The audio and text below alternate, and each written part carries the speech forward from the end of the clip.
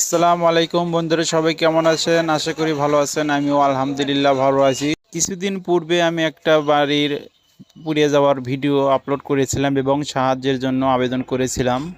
তো আজকে আমাদের গ্রামে সকলের সব টাকাগুলো জড়ো করা হচ্ছে। আমার কাছেও যারা যারা পাঠিয়েছেন সেই টাকাগুলো আমি জমা দিচ্ছি। তো কারা কারা পাঠিয়েছেন আমি ভিডিওতে সবার নাম, যাদের ছবি আছে তাদের ছবিগুলো আমি দেখানোর চেষ্টা করব। তার পূর্বে আমি বলে নিই, আমার কাছে টোটালে 23 জনের মতো টাকা দিয়েছে। তার মধ্যে সর্বনিম্ন 50 টাকা থেকে শুরু আছে, সর্বোচ্চ 15,000 টাকা পর্যন্ত আমার কাছে পাঠিয়েছেন। আমি নিজে সহ সবার অনুদানের টাকা টোটালে 50,000 টাকা জমা আছে।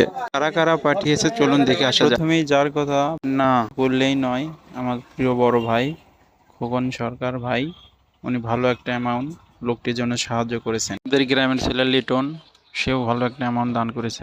তারপর রন্টু ভাই, উনিও ভালো একটা অ্যামাউন্ট দান করেছেন বলার সঙ্গেই। উনিও ভালো মনের একজন মানুষ। মেহেদি হাসান মুন, আমার নিজের ছোট ভাই, ওইও ভালো একটা অ্যামাউন্ট দান করেছে বলা ছাড়াই।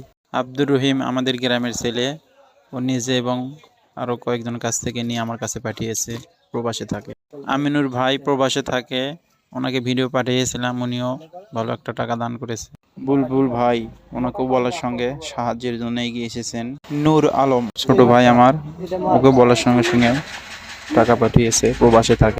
আব্দুল মমিন আমাদের গ্রামের ছেলে, প্রবাসী থাকে, সেও টাকা পাঠিয়েছে আমার কাছে। মোস্তফা ভাই আমাদের সুগানপুকুরের দোকান, যে কোনো সাহায্যের জন্য গেলে উনি ফিরিয়ে দেন না, উনিও দিয়েছে।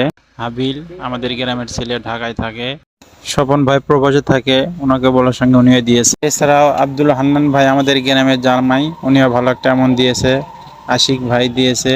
শাহাদত কাকা, মাধবী আপু একটা এনজিওতে চাকরি করে। তারপর আহসান ভাই সুগনপুকুরের ব্যবসায়ী, হারিস ভাই, রহমান কাকা, আব্দুল কাদের সুগনপুকুরের দোকান আছে, সাম্মাদ সুগনপুকুরের দোকানদার। একটা কথা বলে নেই, যারা যারা দিয়েছে তারা কিন্তু আমাকে ভিডিওটা করতে বলেনি। আমি নিজের থেকেই সবাইকে ধন্যবাদ দেওয়ার জন্য ভিডিওটা করেছি এবং আমার নিজের চেষ্টায় অনেকের ছবিগুলো সংগ্রহ করেছি। যাদের ছবি সংগ্রহ করতে পারিনি তাদেরকে এমনিতেই নাম লিখে দিয়েছি।